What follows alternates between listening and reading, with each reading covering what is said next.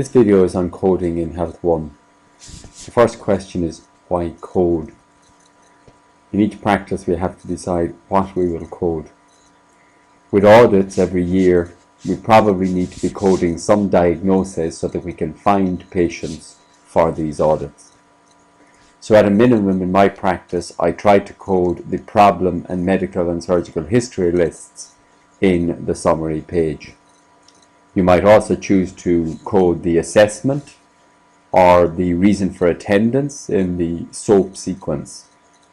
By default, your drugs are coded, so at a minimum you have your problem list and your drugs coded.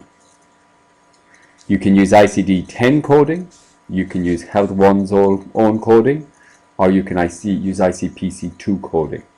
ICD-10 allows very detailed diagnosis, but only does diagnosis.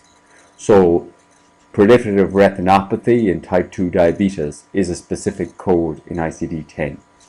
ICPC allows you to code the reason for attendance, the diagnosis, and the management plan. The list of diagnoses is much more limited and general practice specific in ICPC. So this patient attends today and I decide I'm going to code them. I go out into their current consultation, and in assessment I decide that this patient has had a myocardial infarction. I could pick myocardial infarction, it's not in the associated list, so I could type in an MI, but that's not going to be coded. I could type in myocardial infarction, but that's not going to be coded. Or I could go to the HealthOne dictionary here, and if I type in myocardial, I will get up a bunch of items, one of which is myocardial infarction. And if I enter this, you will see that it's automatically picked up the ICPC and ICD-10 codes for this item. So that's how I usually enter my assessment.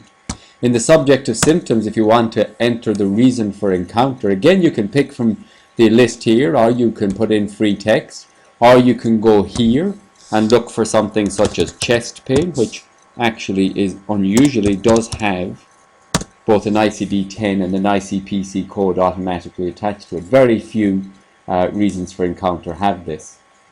The alternative to this, if you want to code reasons for attendance, is to go to the ICPC-10 coding here, and you can pick symptoms and complaints, and you can put in the common presentations in general practice. So this is weakness, tiredness, general, which is a common presentation, and put in OK, and that's now been coded as ICPC A11. And you say OK. So we now have that coded. ICPC A04 coded. And say OK to that.